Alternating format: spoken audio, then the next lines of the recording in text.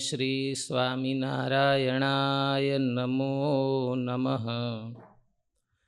શ્રી હરિકૃષ્ણાય નમો નમઃ. શ્રી પૂર્ણપુરુષોત્તમાય નમો નમઃ. શિક્ષાપત્રી શ્લોક નંબર 58 કન્ટિન્યુ. હરેરવિધાય નૈવેદ્યમ ભોજ્યમ પ્રાસાદિકમ તતઃ કૃષ્ણ સેવા પરિપ્રીત્યા ભવિતવ્યમ ચ તે સદા.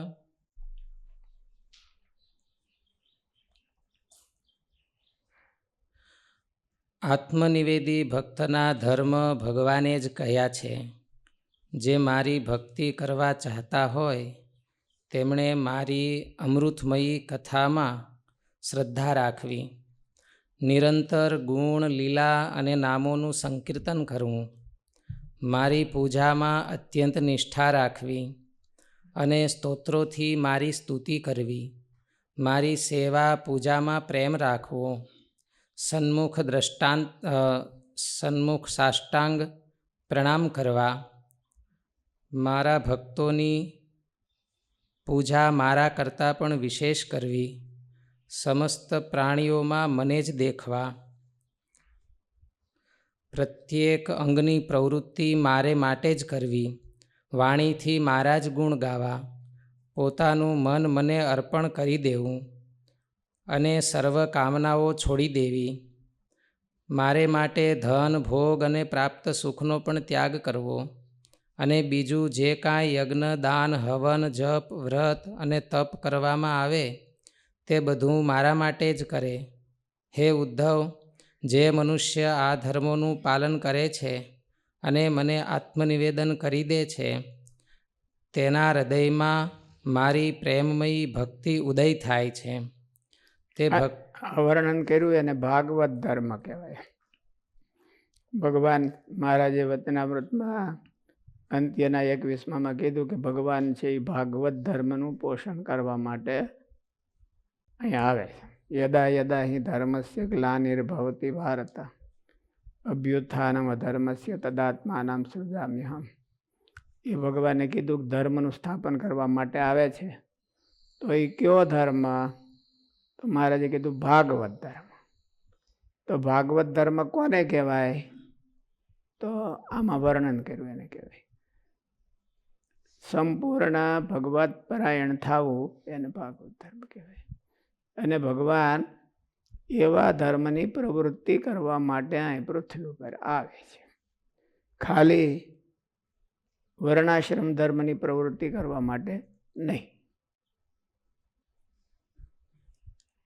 હે ઉદ્ધવ, જે મનુષ્ય આ ધર્મોનું પાલન કરે છે અને મને આત્મનિવેદન કરી દે છે તેના હૃદયમાં મારી પ્રેમમયી ભક્તિનો ઉદય થાય છે.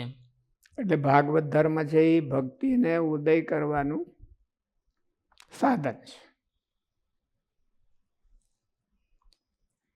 તે ભક્તિના ઉદય ભાગવત ધર્મ છે એ ભક્તિમય છે, પણ એ ભક્તિને ઉદય કરવાનું સાધન એટલે અસાધારણ ભક્તિને ઉદય કરવાનું સાધન, પ્રેમ લક્ષણ ભક્તિને ઉદય કરવાનું સાધન છે. આ સામાન્ય ભક્તિ રૂપ છે, ઓલા અસાધારણ ભક્તિ ઉદય થાય છે.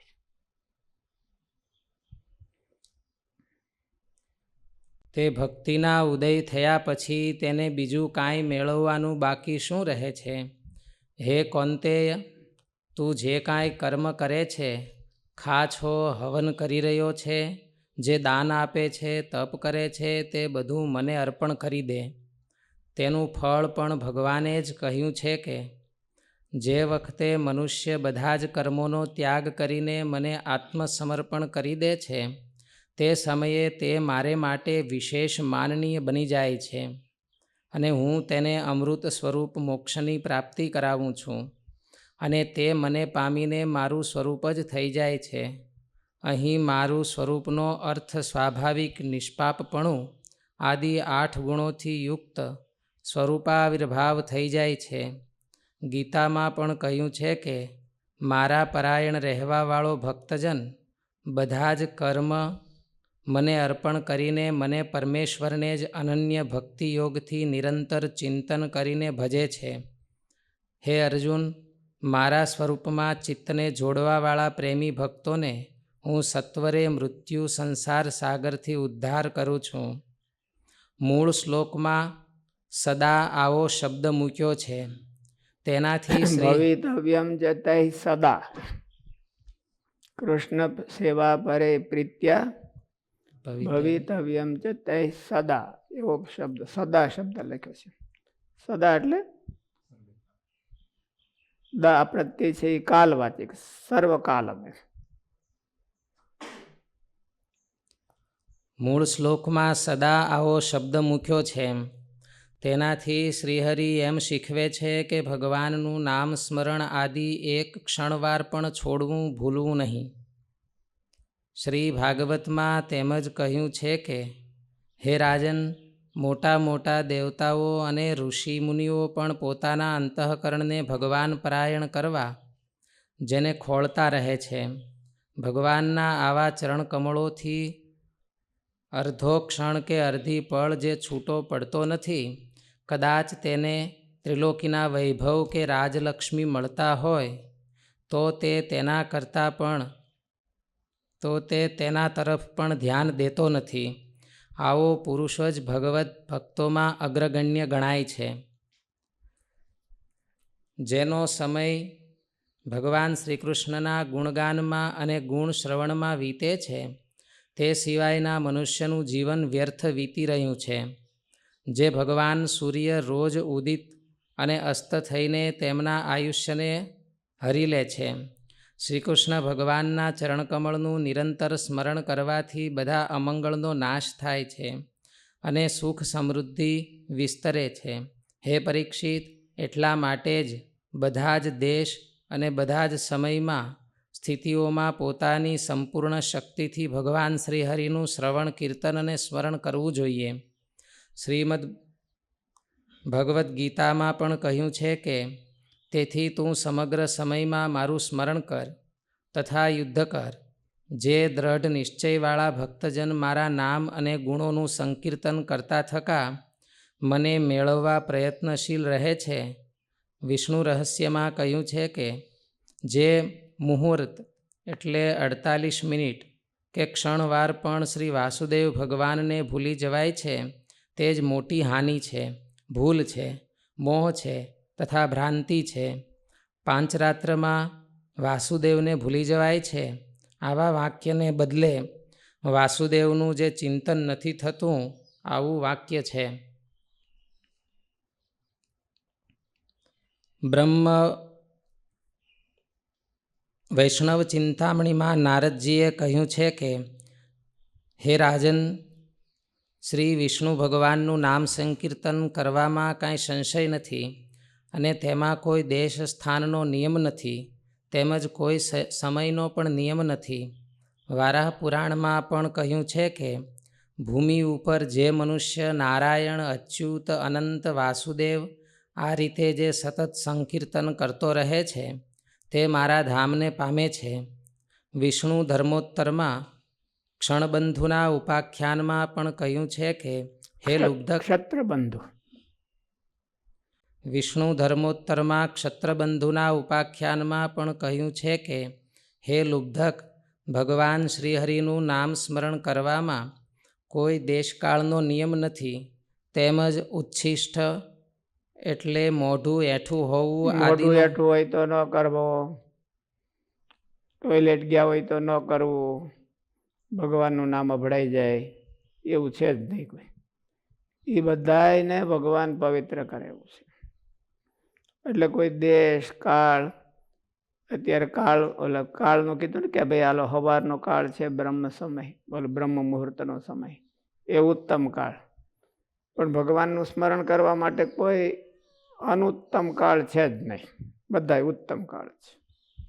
બધી અવસ્થા પણ ઉત્તમ છે. ગમે એટલી અપવિત્ર અવસ્થા હોય શારીરિક, તો પણ ભગવાનનું નામ કોઈ વાંધો નથી. એ બધા એને પવિત્ર કરનારું છે, ઉલટું હમકું. એટલે એમાં બીક ન રાખવી કે ભાઈ આ અપવિત્ર અવસ્થામાં આ નામ કહેવાય કે લેવાય કે નહીં લેવાય. પવિત્રતાની ક્યાં જરૂર છે? કોઈ આપણે વિશિષ્ટ અનુષ્ઠાન કરતા હોય કે ભાઈ મારે ભગવાનને રાજી કરવા માટે હું એક જનમંગળનું પુરસ્ચરણ કરીશ કે ગમે તેવા સ્તોત્રોનું પુરસ્ચરણ કરીશ, ત્યારે એ જરૂર. પણ ભગવાનના સ્મરણ માટે જ્યારે ભગવાનનું નામ લેતા હોય એમાં કોઈ પવિત્રતા અપવિત્રતા કાળ એનું કાંઈ છે નહીં. જેટલું લેવાય એટલું જ વધારે લાભમાં ગમે તે અવસ્થા.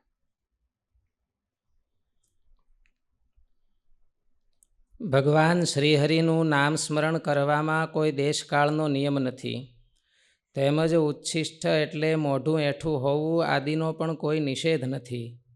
સ્કંદ પુરાણમાં કહ્યું છે કે ચક્રધારી ભગવાન શ્રીહરિનું નામ સ્મરણ કીર્તન નિરંતર કરવું તથા સર્વત્ર સર્વ સ્થળોએ કરવું. તેમાં કોઈ સૂતક લાગતું નથી, કારણ કે તે સહુને પવિત્ર કરનારા છે. હરિનામ સંકીર્તનમાં દેશ કાળ અવસ્થા કે આત્મશુદ્ધિ કાંઈ જ જોવાનું રહેતું નથી. શ્રીહરિનું નામ સ્વતંત્ર છે તથા અભિષ્ટ સંકલ્પોને પૂર્ણ કરનાર છે. બ્રહ્માંડ પુરાણમાં કહ્યું છે કે ભલે કોઈએ બ્રહ્મહત્યા ઇત્યાદિક મહાપાપ કર્યા હોય, પણ જો તે રાત દિવસ હરિકીર્તન ભજન કરતો રહે તો સ્વયં શુદ્ધ અંતઃકરણવાળો થઈ જાય છે અને પંક્તિ પાવન. તે જે પંક્તિમાં બેસે તે આખી પંક્તિ આની પવિત્રતાથી પાવન થઈ જાય છે. એટલે કે પંક્તિ પાવન બને છે. નારદીય પુરાણમાં કહ્યું છે કે શ્રીહરિનું સ્મરણ કે નામ સંકીર્તન સિવાય એક મુહૂર્ત જેટલો સમય પણ જો ખાલી વીતે તો લૂંટારા લૂંટવા આવ્યા હોય ને જેમ ચીસો પાડે તેમ ખૂબ જ ચીસો પાડવી જોઈએ. હું લૂંટાઈ ગયો. આ શ્લોક સ્વામી બહુ કહેતા, શાસ્ત્રીજી મારે, કે ભજન વિનાનો ટાઈમ જાય તો આપણી સંપત્તિ લૂંટાઈ ગઈ હોય તો કેમ મણી ફોન કરવા, પોલીસ પોલીસ પોલીસ, જલ્દી પોલીસને બોલાવો, ચોર આવ્યા છે, ચોર આવ્યા છે. લૂંટાઈ ગયો એનો કેટલો અફસોસ થાય.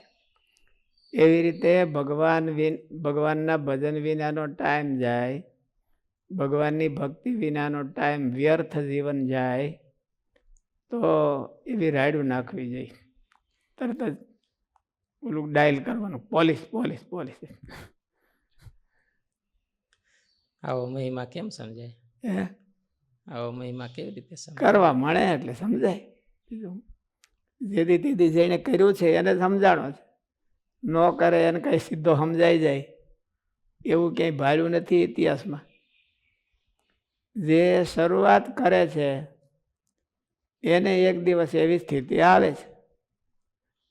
ન કરે અને વિચાર કરી રાખે કે આનો મહિમા સમજાય તેથી કરું, મહિમા સમજાય તેથી કરું, તો એને કોઈ સમજાતો નથી. સ્ટાર્ટિંગ કરે એને આવે મહિમા, જેથી તેથી આવે. શ્રીહરિનું સ્મરણ કે નામ સંકીર્તન સિવાય એક મુહૂર્ત જેટલો સમય પણ જો ખાલી વીતે તો લૂંટારા લૂંટવા આવ્યા હોય ને જેમ ચીસો પાડે તેમ ખૂબ જ ચીસો પાડવી જોઈએ. વિષ્ણુ પુરાણમાં કહ્યું છે કે હે મહામુને, હમણાં આપણે શાસ્ત્રીજી મહારાજના ગુરુભાઈ દેવપ્રસાદ સ્વામી હતા, એની વાત આવી હતી, કૃષ્ણપ્રિય સ્વામીને તરોડાથી કરી હતી. એમાં બહુ સરસ લાગ્યું કે સ્વામીનું એવું અંગ, આમ તો અભણ હતા સંત, એટલે એવું અંગ કે હરિભક્તો આવ્યા હોય તો વાતો કરે ને જો પછી હરિભક્તો બધા ઓલી વાતો એ ચડી જાય તો પોતે આગળ લઈને, મંદિર તો એક જ હોય પણ આગળ લઈને ભક્તને તમારે પાઠ મને કરવા. એને કેટલું અનુસંધાન છે, ક્યાંક વ્યર્થ ટાઈમ ન જવો જોઈએ. એટલે એવું જૂના સંતોને એવું અનુસંધાન હતું, ખોટો ટાઈમ ન જવો જોઈએ ભગવાનના ભજન વિના. એને ભગવત પરાયણતા કહેવાય. એમ કૃષ્ણ સેવા પરે પ્રીત્યા ભવિતવ્યમ ચ તૈ સદાય. એને ભગવાનની સેવા પરાયણ કે ભક્તિ પરાયણ થાવ એને તો ભક્તિપરાયણ કહેવાય. શ્રીહરિનું સ્મરણ કે નામ સંકીર્તન સિવાય એક મુહૂર્ત જેટલો સમય પણ જો ખાલી વીતે તો લૂંટારા લૂંટવા આવ્યા હોય ને જેમ ચીસો પાડે તેમ ખૂબ જ ચીસો પાડવી જોઈએ. વિષ્ણુ પુરાણમાં કહ્યું છે કે હે મહામુને, ભૂત પ્રાણી માત્રનું પાલન પોષણ કરનારા જગદગુરુ ભગવાન જનાર્દનનું સતત સ્મરણ કરનારો મનુષ્ય સમસ્ત દુઃખોનો નાશ કરે છે અને જે ચાહે તે બધા જ તેના કાર્ય સફળ કરે છે. નામ કૌમુદીમાં કહ્યું છે કે ભગવાન વિષ્ણુને નિરંતર સંભાળવા પણ ક્યારેય તેને ભૂલવા નહીં, કારણ કે શાસ્ત્રમાં કહેલા બધા જ વિધિ નિષેધો તેમના જ કિંકર ચાકર છે. મહાભારતમાં પણ કહ્યું છે કે સમગ્ર ધર્મોમાં અને ધર્મને હું સૌથી મહાન ગણું છું કે મનુષ્ય કમલનયન ભગવાન વાસુદેવનું ભક્તિપૂર્વક ગુણ સંકીર્તન રૂપ સ્તુતિઓથી સદા પૂજન કરતો રહે.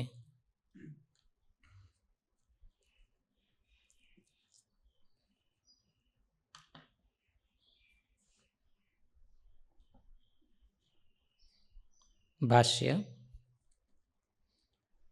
શરીરના નિર્વાહ માટે ભક્તજન જે કાંઈ દ્રવ્ય અર્જન કરે કે જમવા માટે રસોઈ બનાવે તે બધું પોતાને માટે છે એમ ધારીને ન કરે, પરંતુ તે બધું ભગવાનને રાજી કરવા માટે જે કર્મ કરવાનું હોય તેમાં ઉપયોગી બને એવા તેના અંગરૂપમાં કરે. તે કહે છે કે હરેર વિધાય દેહના નિર્વાહ માટે આવશ્યક ધન સંપાદનથી લઈને ભોજન તૈયાર થાય ત્યાં સુધીની સર્વક્રિયા ભગવાનની પૂજા યાગ માટે જ છે એમ સમજીને તે ક્રિયાને પ્રેમપૂર્વક કરે. હું ધન ઉપાર્જન કરું છું એ પણ ભગવાનને રાજી કરવા માટે ને ભગવાનનું કામ કરવા કરું છું એવી ભાવના કરી. એટલે એવા ભાવથી કરતો હોય તો પોતાના કુટુંબ માટે કરે તો એ બરાબર, એમ કે ભગવાન રાજી થાય. પણ નકરું કુટુંબ ને કરે તો પછી ન રાજી થાય. આમ તો એને કહેવું છે ને કે યથાયોગ્ય વહેંચણી કરવી. ગ્રહસ્થ હોય એને યથાયોગ્ય વહેંચણી કરવી. એના પોષ્ય વર્ગ હોય એનું યથાર્થ પોષણ કરવું. મા બાપ, બેનું, દીકરીઓ એ બધાનું પોષણ કરવું. પત્ની, પુત્ર, આ બધાનું. એવી રીતે એક સભ્ય એને ભગવાન તરીકે ભગવાનને હોતે રાખવો. તો એ ધન કમાય છે એ પણ એના માટે થઈ જાય છે, ભગવાન માની લે. ભગવાન એવું કાંઈ એવું ન કહે, ગ્રહસ્થને એવું ન કહે કે તમારે 100% મને સમર્પણ કરો. પણ એને યાદ કરે છે વહેંચણી વિભાગ વખતે તો એમ માને કે મારો ભાગ છે ભગવાન કે. અને એનો અર્થ એવો છે કે ભગવાન માટે કરે છે. કંઈ ગ્રહસ્થ કમાય જેટલું એ એકલું એક પત્નીને જ આપી દે એવું ન હોય, એક છોકરાને જ આપી દે એવું ન હોય. 2-3 છોકરા હોય ત્યાં બધાને ભાગ કરે. તો એનો અર્થ એવો છે કે એ મુખ્ય માણસ છે એ બધા માટે કમાય છે.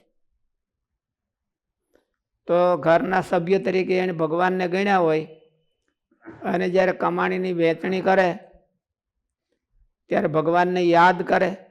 ખાલી યાદ નહીં કે ભગવાન રાજી રહેજો તમને કઈ મળવાનું નથી એવું.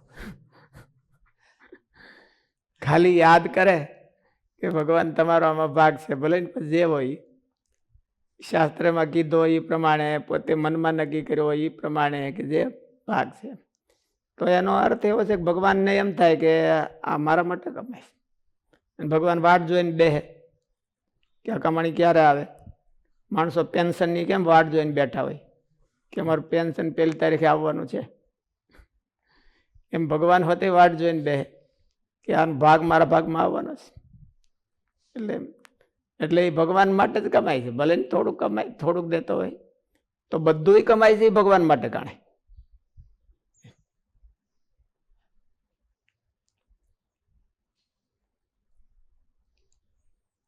રસોઈ તૈયાર કરી પૂજા વખતે તે ભગવાનને નૈવેદ્યના રૂપમાં અર્પણ કરવી.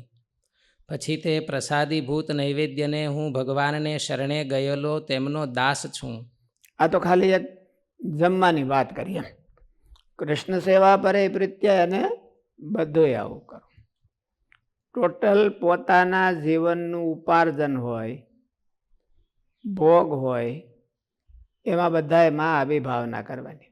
ભગવાન મારી હારે છે અને ભગવાનનો આમાં ભાગ છે, ભગવાન અમારા સભ્ય છે, તો ગ્રહસ્થ જીવન પણ ભગવત પરાયણ થયું કહેવાય. અને સાધુને તો ટોટલ કંઈ પોતાનું કંઈ છે નહીં, એટલે પોતાનું કરીને રાખે તો આનું બધું ફેલ જાય. ત્યાગ કર્યો છે એ સંગ્રહ ન કરવો એવું કીધું. ત્યાગીઓએ સંગ્રહ ન કરવો. એટલે સંગ્રહ ન કરવો એને કોને કહેવાય? સંગ્રહ ન કરવો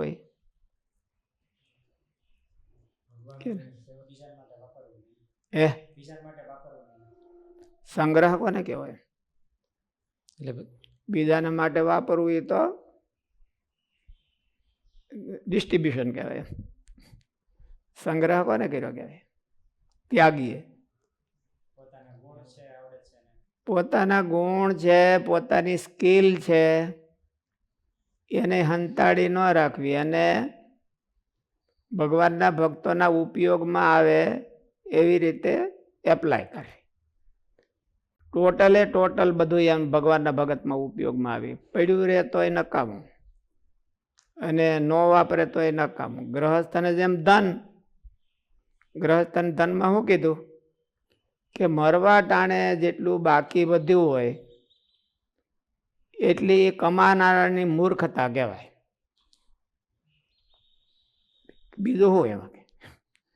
એ કમાણો છે પણ એને મૂર્ખાઈ કરી છે. મૂર્ખાઈ હું છોકરાઓ કેમ વાપરે, કેવી રીતે વાપરશે એ તો એને ખબર નથી. એના જીવના કલ્યાણને માટે એને ઉપયોગ કાંઈ ન કર્યો અને પડ્યું રહ્યું મૂકીને જવાનું છે, એટલે એને તો કામનું ન આવ્યું, એટલે તો મૂર્ખાઈ કહેવાય. પોતાની કમાણી છે, પોતાને નહીં બીજાને આપી દે તો હેતુ વિનાની આપી દે. પોતાની કમાણી છે એ બીજાને આપી દે, દાનમાં આપી હોય તો એનું ફળ થાય. પણ આ તો દાન નથી, ભોગ નથી, એટલે મૂર્ખાઈ છે. દાન કે ભોગ કાંઈ નથી એટલે મૂર્ખાઈ છે. પોતાના સ્ટેટસ પ્રમાણે ભોગમાં વાપરે અને બીજું પોતાના આત્મકલ્યાણને માટે વાપરે, પોષી વર્ગનું પોષણ કરે, એને ડિસ્ટ્રીબ્યુશન, વહેંચણી એ ન્યાયથી કરવી જોઈએ. શાસ્ત્રમાં કીધું હોય એ પ્રમાણે કરવી જોઈએ. અને એમાં જે આગલા મોટા ભક્તો થઈ ગયા એને કર્યું હોય એમ કરવું જોઈએ. તો એની કમાણી છે એ જેટલી કરે છે એ ભગવાનને માટે કરે છે એવું ભગવાન માને છે. ભગવાન એવું માની લે કે આ મારા માટે જ કમાય છે ને, મારે માટે જ કમાય છે. કારણ કે ભાગ આવતો હોય, આપણે ક્યાંક ઇન્વેસ્ટમેન્ટ કર્યું હોય, આપણે ઘણી વખત કહીએ છીએ ને ભગવાન છે એ ગ્રહસ્થ ધર્મમાં કેવા છે પાર્ટનર? સ્લીપિંગ. ઓલા એક્ટિવ પાર્ટનર હોય ને બીજા ભગવાન છે એ સ્લીપિંગ પાર્ટનર છે. સ્લીપિંગ પાર્ટનર છે એ પછી વરહને અંતે વાટ તો જોઈને બેઠો હોય ને કે મારો ભાગ આવવાનો છે, અને જો એમાં ખોટ જાય તો સ્લીપિંગ પાર્ટનરને ઉપાધિ તો થાય ને કે મારું આ વખતે હાવ 0 થઈ ગયું. અને જો ખોટ જાય તો પછી એનો હોતે ભાગ આવે. એટલે કે જરાક ઓલાને વર્કર હોય, વર્કિંગ પાર્ટનર હોય એને કહે ભાઈ તું ધ્યાન રાખજે હો, અને થાય તો એને હોતે એ હોતે પોતે મદદ કરી આવે. એટલે આને ખોટ જાતી હોય તો ભગવાન હોતે મદદ કરે કે મારા ભાગમાં ખોટ જાય, આને તો ઠીક છે. એટલે એ ભગવાન પોતાને માને છે. ત્યાગી હોય એવું માનવું. કોઈ ગુણોનો પોતાને માટે સંગ્રહ ન કરવો, પોતાના સ્વાર્થ માટે ન કરવો. બીજાને લાભ મળવો જોઈએ, બીજાને જ લાભ મળવો જોઈએ એવું. તો એ યથાર્થ ત્યાગી કહેવાય. પોતાની સ્કિલ હોય કે પોતાનું સંપત્તિ હોય તો એનો બીજાને જ લાભ મળવો જોઈએ, તો એને કલ્યાણ ગુણ કહેવાય. આપણે કીધું કલ્યાણ ગુણ અને બીજા સામાન્ય ગુણ, એમાં બેમાં ફેર હું?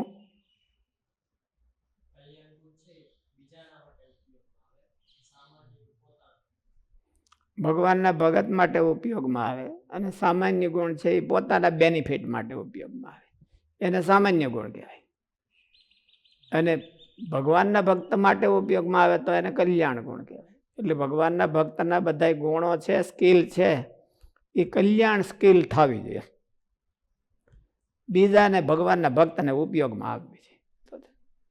તો એને કૃષ્ણ સેવા પરે પ્રીત્યા ભવિતવ્યમ છે તય સદા, એને એ આજ્ઞા એને પાળી કહેવાય. ગ્રહસ્થને જુદી રીતે પાળવાની હોય ને ત્યાગીને જુદી રીતે પાળવાની હોય.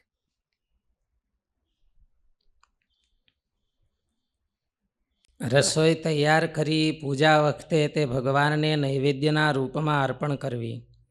પછી તે પ્રસાદીભૂત નૈવેદ્યને હું ભગવાનને શરણે ગયેલો તેમનો દાસ છું એવી ભાવનાથી જમે, અથવા પ્રસાદરૂપ આ ભોજન છે તે જમવાથી ભગવાનના સ્વરૂપમાં મારી ભક્તિની અભિવૃદ્ધિ કરનારું છે એમ માનીને તે જમે. ભગવાનનો ભક્ત છે એ ઊંઘ લે, ભોજન લે, એમાં પણ એટલા માટે જ લે. જો ઊંઘ ન લે તો ગાંડો થઈ જાય તો સેવા ન કરીએ કે, એટલે મારે ગાંડો નથી થવું એટલે ઊંઘ લે. ફ્રેશ થઈ જાય, ફ્રેશ થઈ જાય તો સેવા હરખી થાય. ખોરાક લે તો સેવા હરખી થાય, પછી ઓવર લે તો ન હરખી થાય. એટલે હરખી થાય એ પ્રમાણે અનુસંધાન રાખીને લેવું. ઓવર ઊંઘ લે તોય ન થાય. ઓવર ઊંઘ લે તો ઊંઘમાં જ થાકી ગયો હોય, હુઈને થાકી જાય છે ને માણસો. ઊંઘમાં જ થાકી ગયો હોય તો સેવા ક્યાંથી કરે? એટલે ઊંઘ, ભોજન એ ભગવાન પરાયણ થવાના હેતુથી લે તો એની ઊંઘ છે એ નિર્ગુણ કહેવાય. આમાં એવું આગળના શ્લોકમાં આવે છે કે નિર્ગુણ તત્સંબંધાત ક્રિયા સર્વા ભવન્ત્યેવ હિ નિર્ગુણા. એના સંબંધથી એની તમામ ક્રિયાઓ નિર્ગુણ થાય છે. એટલે તમામ ક્રિયાઓ એ એટલે શું? ટોટલ ઉત્સર્ગ તંત્રથી માંડીને બધી ક્રિયાઓ એની નિર્ગુણ છે. શું કરવાની નિર્ગુણ છે? એ જો ન કરે તો એનો ફ્રેશનેસ ન રહે, અને ફ્રેશનેસ ન રહે તો એ ભગવાનની સેવા ન કરી શકે. એટલે ભગવાનની સેવામાં ફિટનેસ જોઈએ. ફિટનેસ અનેક પ્રકારના હોય છે. આ લોકમાં ફિટનેસ કે એ કોને કે? શરીરની બોડી હેલ્થ, બોડી ફિટનેસ. આ બોડી ફિટનેસ એમ. એટલે હું બધું ભોગવી શકું એટલું જ. શરીર હરખું હોય તો જ ભોગવી કે, નહીં તો ભોગવી ન હોય કે. એટલે એ બધા ભોગના ફિટનેસ છે. એવી રીતે સેવાનો ફિટનેસ જોઈ કે હું ભગવાનની સેવામાં હાલું એવો કે નહીં, અને પોતાને સેવામાં હાલે એવો રાખવા માટે આ બધા ફિટનેસ હોય તો એ જીમમાં જાય ને થોડુંક કવાયત કરે ને ફિટનેસ રાખે ને પછી ઘેરે આવીને ખાય. ટોટલ પ્રયોજન તો એ જ. અને ઓલું જો જીમમાં ન જાય તો ખાવાનું જગ્યા ન હોય, એટલે જીમમાં જઈને જગ્યા થઈ જાય. જીમ ને ટોયલેટ એ બે જગ્યા કરવા માટે જ છે. એટલે ત્યાં જગ્યા થાય ને પછી ખાય, જગ્યા થાય એટલે એ ફિટનેસ કહેવાય એમ. અને ખાય તો પાછો માંદો ન પડે એટલે ફિટનેસ કહેવાય. આ લોકમાં ગઈઢા માણસો ફિટનેસ રહેવા માટે શું કરે બીજું? એને તો કઈ ઓલી જવાબદારી કે રિસ્પોન્સિબિલિટી કાંઈ હોય નહીં, એટલે એને ફિટ રહેવું એટલે શું કહેવાય? આ બેવાનું. ઊંઘ આવી જાય, જમવાનું ડાયજેસ્ટ થઈ જાય, એટલે એ ફિટ નહીં. એના માટે થોડીક કસરત કરે, હાલવા જાય, ઓલું કરે. એમ ભગવાનની સેવાનો એક ફિટનેસ હોય. તમે કહો કે જોબમાં રાખો તો જોબવાળા શું પૂછે કે તને અમારે જે કામ કરાવવું છે એ તને આવડે છે કે નહીં? તો એમાં ફિટ થયો કહેવાય ને.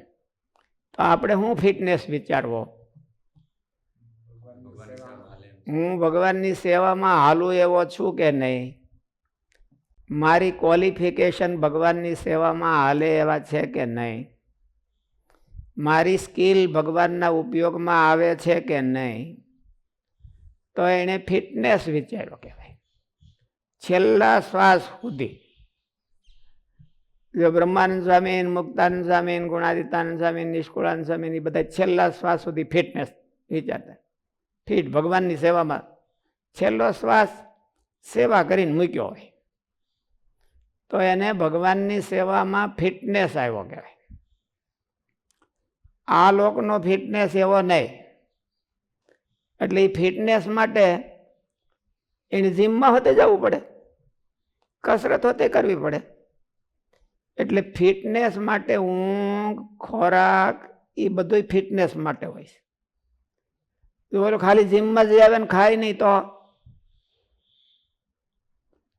ઓલું જીમમાં જઈ આવે ને ઊંઘે નહીં તો ઊંઘવા હાટું તો એ જીમમાં જતો હોય, ઊંઘ આવતી ન હોય એને રાતે.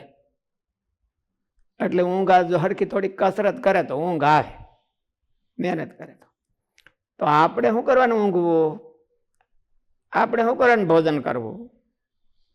આપણે શું કરવાની? બીજી ફેસિલિટી વસાવવી.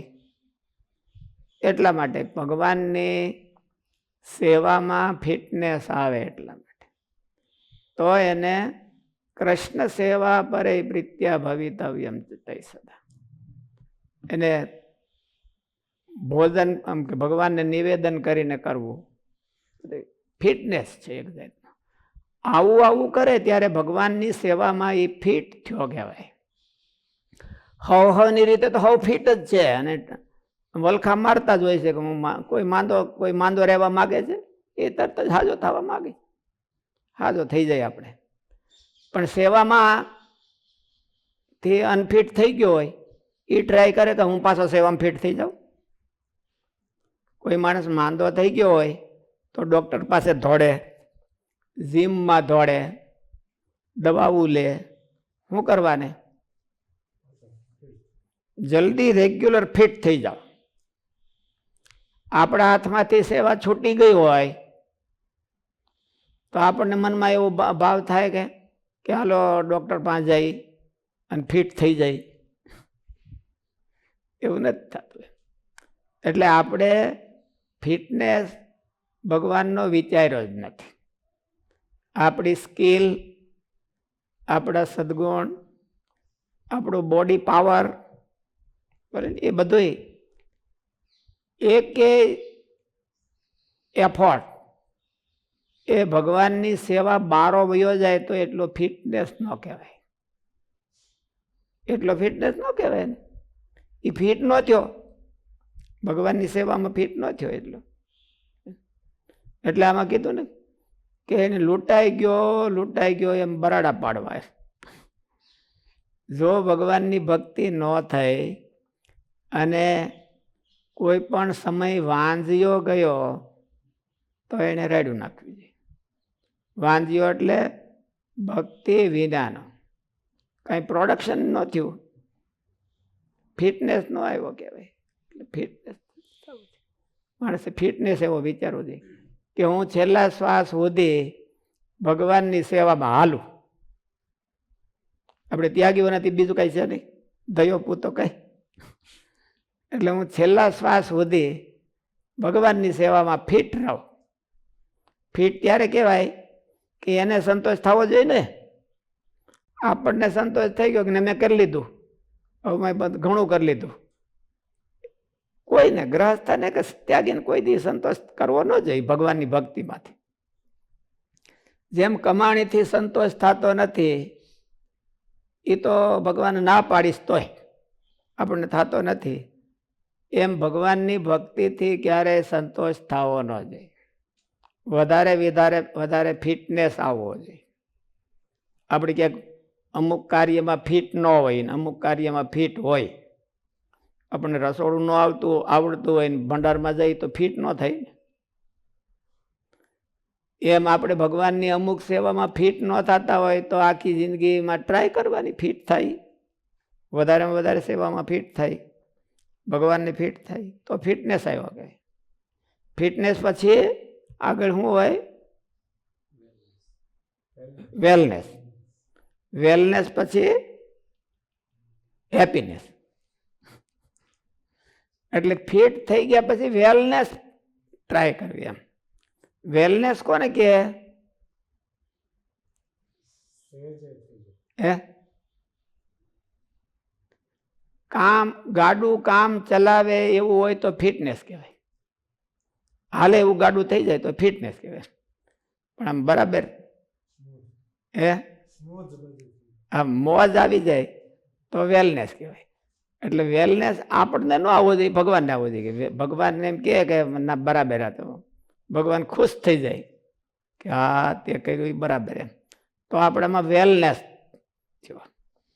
ફિટનેસ પછી વેલનેસ કરવું છે. એટલે આફરીન થઈ જવું જોઈએ. એને મહારાજ ગુણાતીતાનંદ સ્વામીની વાતોમાં કીધું ને, ચકચૂર કરી દેવાના. ભગવાનને ચકચૂર કરી દેવાના. ભગવાન એમ કેવું છે સામેથી કે તું રાખ રાખ રાખ, બીજાને ટાઈમ દે, તે બહુ કર્યું, તું રાખ રાખ. શાસ્ત્રીજી મહારાજને બોલા માંદા પડ્યા સ્વામી 75માં, તો ડૉક્ટરે બધા શું કીધું? ડૉક્ટરે એમ કીધું કે સ્વામીએ જેટલું શરીર પાસેથી કામ લેવું જોઈએ એના કરતાં બહુ ઝાઝું લઈ નાખ્યું છે. એટલે હવે એને આરામ કરવાની જરૂર છે. આ શરીર છે ને એ હવે એનાથી શરીર થાકી ઓલું આઉટડેટ ઓલું થઈ ગયું છે. હે આઉટ ઓફ લિમિટ થઈ ગઈ છે. એટલે એને આરામ કરવાની જરૂર છે.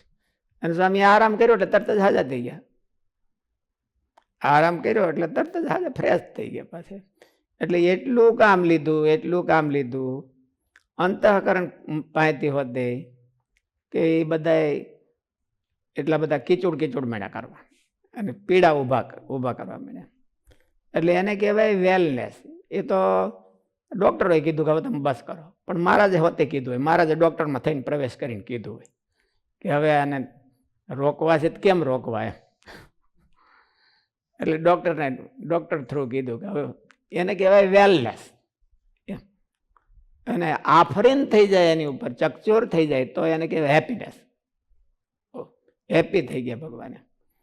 આ મનુષ્ય શરીર અને બધા સાધનો જે આપણે મારું કરીને હોલ્ડ કરતા હોય, કોક જમીનના લેન્ડ ઉપર લખ્યું હોય ને કે ધીસ લેન્ડ ઇઝ હોલ્ડિંગ ફલાણા ફલાણા, એમ હોલ્ડિંગ. એટલે મારા તરીકે જે આપણે હોલ્ડ કરતા હોય એ બધું ભગવાનના ફિટનેસમાં વાપરવું. ભગવાનની સેવામાં આપણે ફિટ થઈએ, ભગવાનની સેવામાં આપણે વેલ થઈએ, ભગવાનની સેવામાં આપણે હેપીનેસ થાય, હેપી થાય, હેલ્પફુલ થાય, ત્યારે એ આ શ્લોક કીધો એવો થયો કહેવાય. શરૂઆત હું કીધી શ્લોકની? હરેર વિધાય નૈવેદ્યમ. હરેર વિધાય નૈવેદ્યમ ભોજ્યમ પ્રાસાદિકમ તથા કૃષ્ણ સેવા પરે પ્રીત્યા ભવિતવ્યમ ચતાય સદા. માણસે, ભગવાનના ભક્તોએ, અમારા ભક્તોએ ભગવત પરાયણ થવું સર્વકાલ સદા. સદા એટલે સર્વસ્મિન કાલે. સદાને માટે ફિટનેસ રાખવો, સદાને માટે વેલનેસ રાખવો.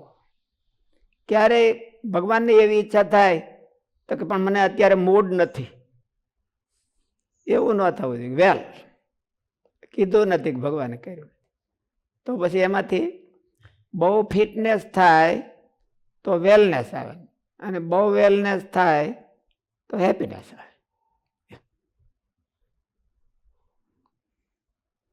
સુખનો અતિરેક વધી જાય એને શું કહેવાય? આનંદ. આનંદ એટલે બીજું કઈ નહીં, સુખનો અતિરેક. લિમિટમાં હોય ત્યાં સુધી સુખ કહેવાય,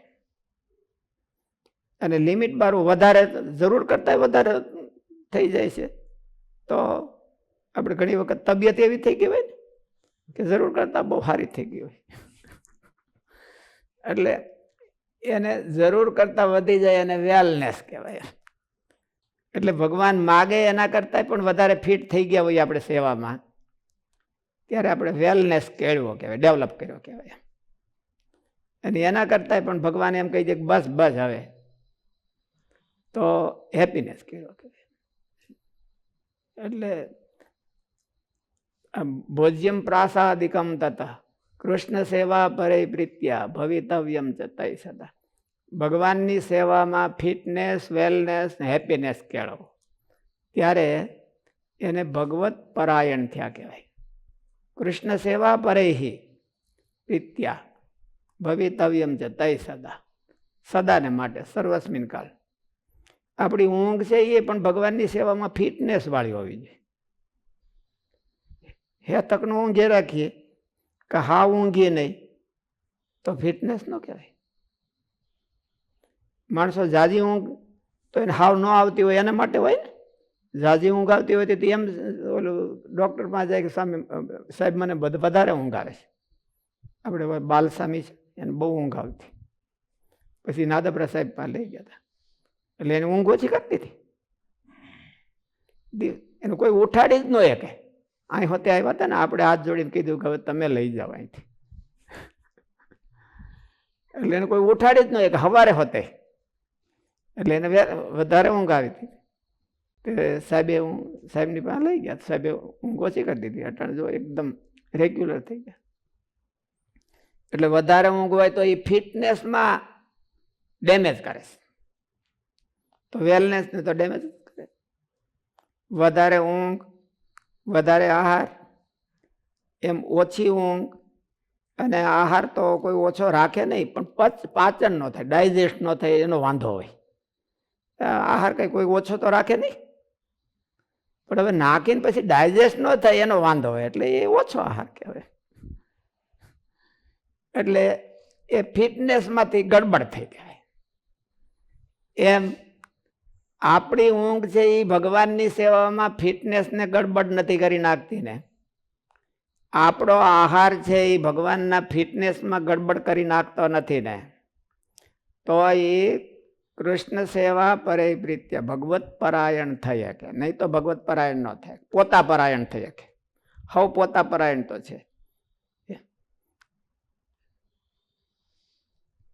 સાધુના 64 લક્ષણોમાં એવું કીધું છે કે નિદ્રાજીત હોય, તો નિદ્રાજીત ક્યાંથી? યુક્તાહાર વિહારસ્ય યુક્ત ચેષ્ટસ્ય કર્મસુ યુક્ત સ્વપ્નાવબોધસ્ય યોગો ભવતી દુઃખા. સારી રીતે સેવા થાય અને સારી રીતે આપણું શરીર ભગવાનની સેવામાં હાલે, એ પોતાને માટે યુક્ત કહેવાય. 5 કલાક જ બધાને ઊંઘવું એ બધાને લાગુ ન પડે. નાના છોકરાઓને ઊંઘ જાજી હોય, 8 કલાકની હોય, અને 8 કલાકે માંડ પૂરી થઈ. યુવાન હોય તો 5-7 કલાક હોય, ગઈઢા હોય તેને 5-6 કલાક જ થઈ જાય. એટલે 5-6 કલાક કરે તો ફ્રેશ થઈ જાય. એટલે યુક્તાહાર વિહારસ્ય યુક્ત ચેષ્ટસ્ય કર્મસુ યુક્ત સ્વપ્નાવબોધસ્ય. એટલે પોતાનું શરીર ભગવાનમાં બરાબર ફ્રેશ થઈને ચાલે, પોતાનું મન ભગવાનમાં બરાબર ફ્રેશ ચોટે, એટલું હોય એને યુક્ત કહેવાય. પછી ઓછા હોતું હોય તો એને માણસ ધીરે ધીરે ઓછું અને કરી શકે. કોઈકની ઊંઘ હોય 8 કલાકની હોય તો એ એમાંથી 6 કલાક કરી શકે, એ લાંબા ટાઈમે, એક દી ન કરી શકે. અને કોકને ઊંઘ છે એ 2 કે 3 કલાક જ આવતી હોય ને પછી રાત્રિમાં આળગોઠિયા મારતા હોય, તો એ ઊંઘને વધારી શકે અને ઘટાડી શકે. એવું કરી શકે ઉપાયો કરીને, ડૉક્ટર પાસે જઈને કે પોતાની મેળે કરીને એને વધારે ઓછી કરી શકે. એટલે પોતાના મનમાં એમ લાગતું હોય કે મારે ભગવાનની સેવામાં થોડોક ટાઈમ ઓછો પડે છે, તો એ પોતાની ઊંઘ ઘટાડી શકે અને તોય પાછો ફિટ રહી શકે. એટલી ઊંઘમાં એને પૂરું થઈ જાય. શરીર છે એ ટેવાઈ જાય છે, એમાંથી એ ટેવાઈ જાય છે. શાસ્ત્રીજી મહારાજ એવું કહેતા કે આ લોકો બધાય સુખી માણસો હોય એ બધાય મેવા મીઠાઈ તેજાના ખાય, અને ગરીબ માણસ હોય એને ગાજર ખાવા મળે તો ગાજરમાંથી ઓલાને જેટલું જ પોષણ આને મળી જાય. જે ઓલા બદામ કાજુ અખરોટ એમાંથી જે પોષણ મળતું એને ગાજરમાંથી આને મળી જાય. શરીરને છે ને એની કેપેસિટી છે, બધા બધું ખેંચી લે એમ. જે એમાંથી ખેંચવાનું હોય ને જેટલું જરૂર હોય એટલું બધું ખેંચી લે, અને ઓલામાંથી નહીં જરૂર પૂરતું જ ખેંચે. અખરોટ હોય બાકીને બધા ટોયલેટમાં વધારે નાખે, બીજું ક્યાં જાય? એટલે શરીરનો ધર્મ છે. એટલે એ એડજસ્ટમેન્ટ કરી લે છે.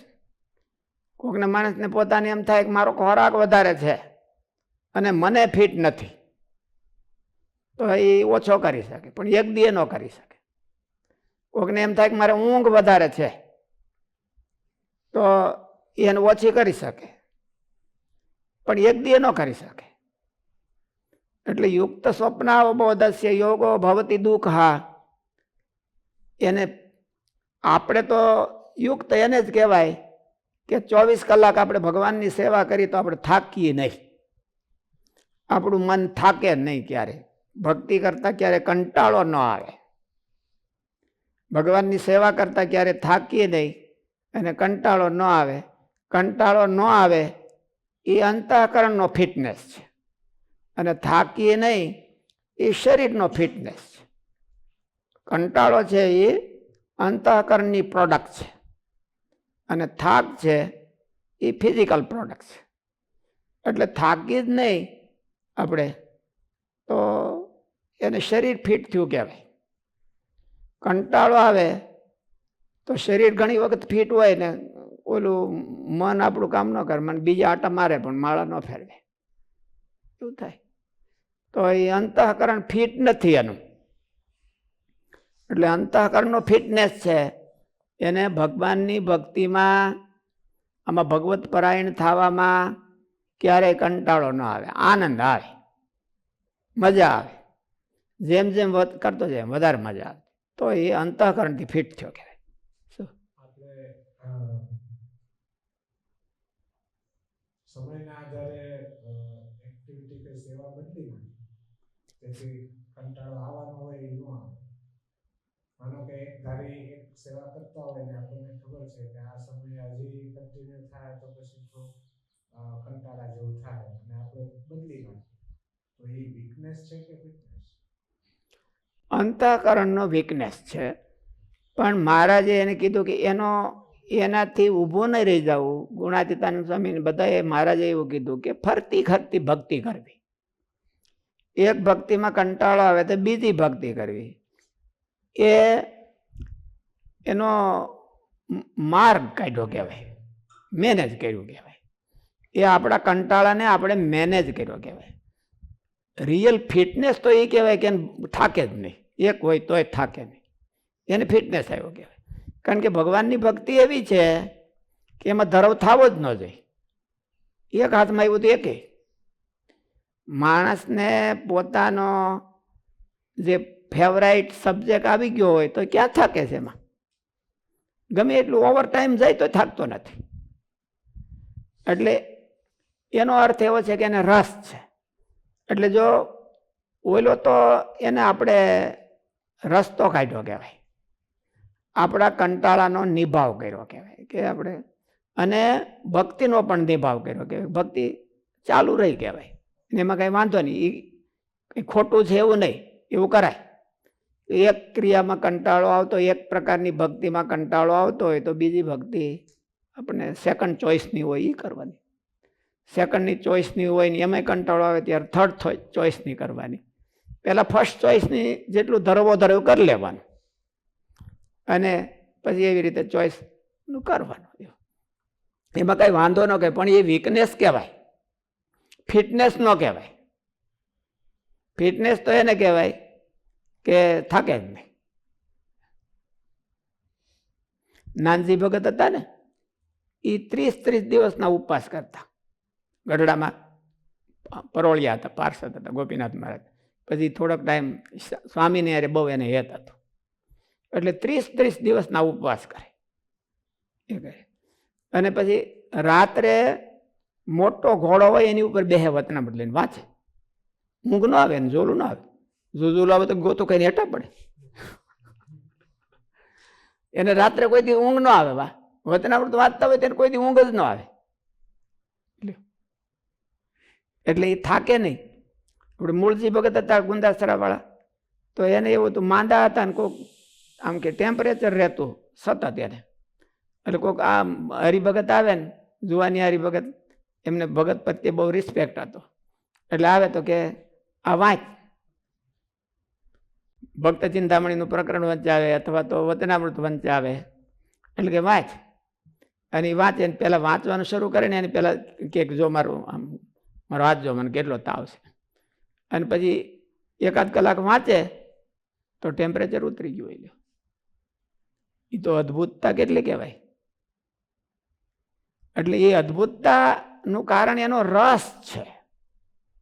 એને એટલો બધો ઓવર રસ છે. ફિટનેસ નથી, વેલનેસ છે. એને વેલનેસ કહેવાય, એ ફિટનેસ ન કહેવાય. ભગવાનની ભક્તિમાં એને ફિટનેસ કરતા વેલનેસ કહેવો. એટલે ઓલું બધું ફિઝિકલ દર્દ બધા વ્યા જાય તો હજી મનનું દર્દ વ્યું જાય, પણ દેહનું દર્દ કેવી રીતે જાય? ટેમ્પરેચર જોઈ કેવી રીતે ડાઉન થાય? મનમાં કંટાળો આવતો હોય તો એમ થાય કે હાલો હાલો મજા આવી ગઈ, એમ એવું થાય. પણ આ એવા અદ્ભુત ભક્તો સંપ્રદાયમાં હોય છે, એ થાય. એટલે એને ફિટનેસ કર્યો કહેવાય. એને હવે એનું શરીર છે એ ફિટ નહોતું, પણ એને માનસિક ફિટનેસ કર્યો. એટલે માનસિક ફિટનેસ જ વધારે મહત્વનો છે. શરીર ફિટનેસમાં હોય ને માનસિક ફિટનેસ ન હોય તો આટા મારે પણ ભક્તિ થાય નહીં. હવે સુરતમાં એવું બધા હોય છે ને, ઓલે ગટરના ભૂંગળામાં બેહીને ગંજી પતે રમે, પણ ત્યાં મંદિરે ન જાય. ગટરુમાં બેહીને ભૂંગળામાં બેઠા હોય ને ગંજી પતે રમે. ગંજી પતે બધા તો ન રમીએ કે ભૂંગળું તો એવું હોય ને 4 જણા માંડ રમીએ કે બીજા બધા જોવે, પણ તોય બધા ભૂંગળામાં ભરાય. કારણ કે બહાર તો તડકો હોય. અને ઘેરે બધા કીધું હોય કે આમ ધક્કો મારીને કીધું કે તમે ઘડી ખહો તો અમારા બાયુ માણસ કામ કરીએ કે. એટલે આવું થાય. એટલે એ બધા શરીરમાં બધા ખરેખરના ફિટ હોય, પણ માનસિક ફિટ નહીં. માનસિક ઘડી કે ભગવાનમાં જરાક દય ન હોય કે જરાક જીરવી ન હોય કે એમ, એટલે અહીંયા ભૂંગળામાં ભરાય એવું થાય. અટાણે તો ભૂંગળા નીકળી ગયા. બોલું શરૂઆત સુરતનું ડેવલપ થતું ત્યારે આવું હતું, પણ માણસો નથી નીકળી ગયા. માણસો એવા ને એવા.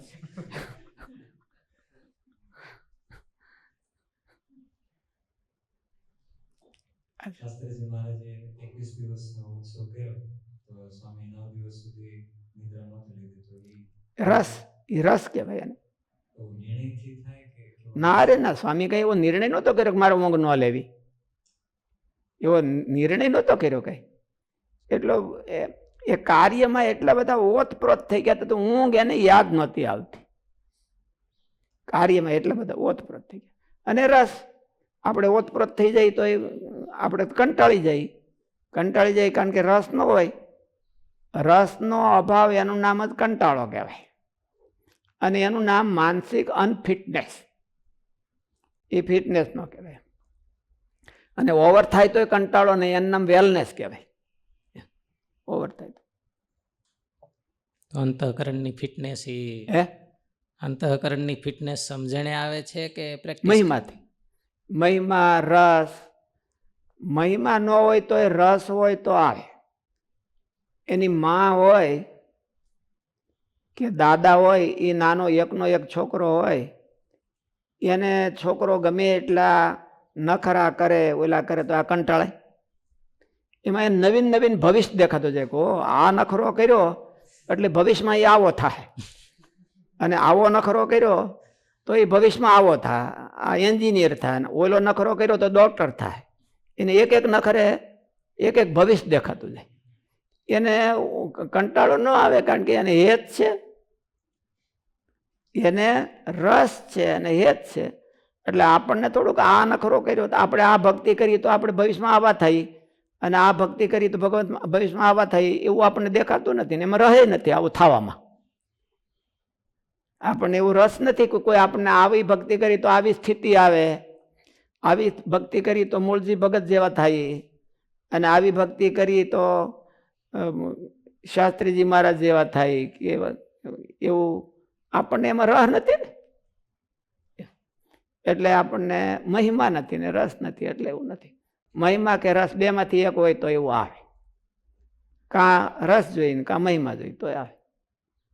રસ છે એ કોઈકને પૂર્વ જન્મનો સ્વાભાવિક હોય, બધાને અલગ અલગ. રુચિર ભિન્નો હિ લોકઃ, રુચિર ભિન્નો હિ લોકઃ એનો અર્થ શું થાય કે રસ ભિન્નો હિ લોકઃ, એકને આમાં રસ આવે ને એકમાં આમાં રસ આવે, એ કઈ મહિમા સમજતા ન હોય. રસ છે એ સ્વાભાવિક છે, એટલે રસ જો કોઈકમાં પડી ગયો તો પણ વાંધો નહીં. મહારાજ એવું કીધું કે ભગવાનનો ભગત ન હોય ત્યારે તો એને સ્ત્રીયાદિક પદાર્થમાં બહુ રસ હોય, અને એનો એ જો પાછું ભગવાનમાં વળે તો એને એવું ને એવું ભગવાનમાં હેત થાય. એટલે એ રસ છે કે એને જો ભગવાનમાં એવું હેત થઈ ગયું તો સારું થઈ ગયું.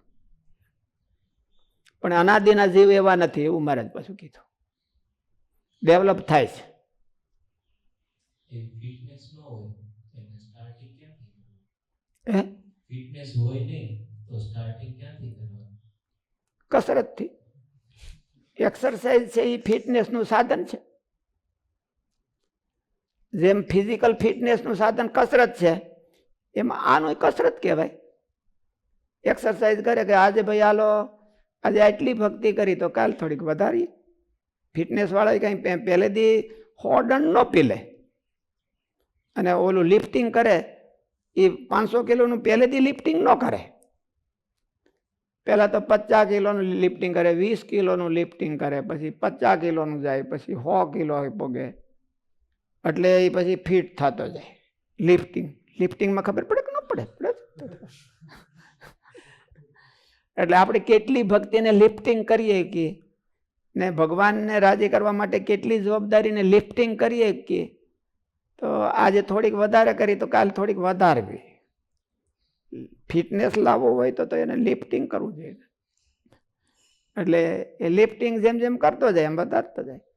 એમ એની એક્સરસાઇઝ છે. એવી રીતે આ ભગવાનના ભગતને ભક્તિની હોતી એક્સરસાઇઝ છે કે આજે અડધો કલાક કથા સાંભળી તો કાલે 5 મિનિટ વધારીએ, એનાથી વધારી. આજે અડધો કલાક માળા ફેરવી તો કાલે એનાથી વધારે ફેરવવી.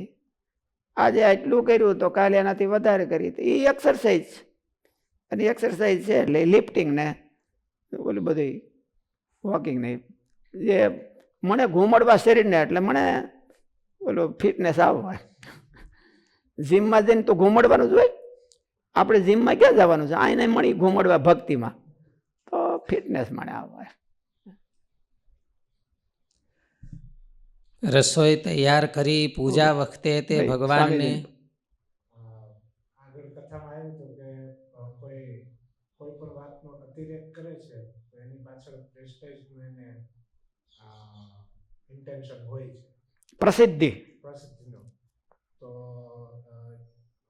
ભક્તિનું અતિરેક કરે તો એમાં રસ, એમાં પ્રસિદ્ધિ નહીં. ભગવાનને રાજી કરવાનું.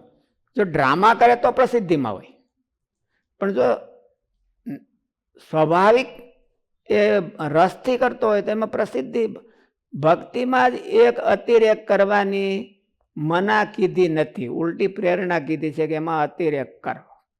ભક્તિનો લિમિટેશન નથી. વૈરાગ ધર્મ એમાં શાસ્ત્રમાં કીધું એટલું કરવું.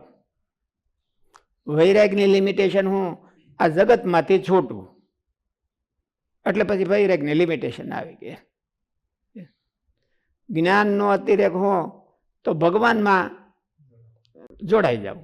પછી બહુ અતિરેક ભગવાનમાં જોડાણા પછી તમે કેમ છો ને હું જાણું છું, ભગવાનને કહેવાની જરૂર નથી.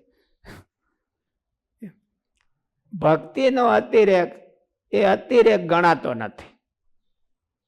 મને એમ કે તૃપ્તિ જ ન થાય, તૃપ્તિ જ ન સ્વાદે ઓલું ત્રિયા વિટા નામ એવું સાધુ વાર્તા, એવું દ્રષ્ટાંતો પણ એવા જ દીધા છે.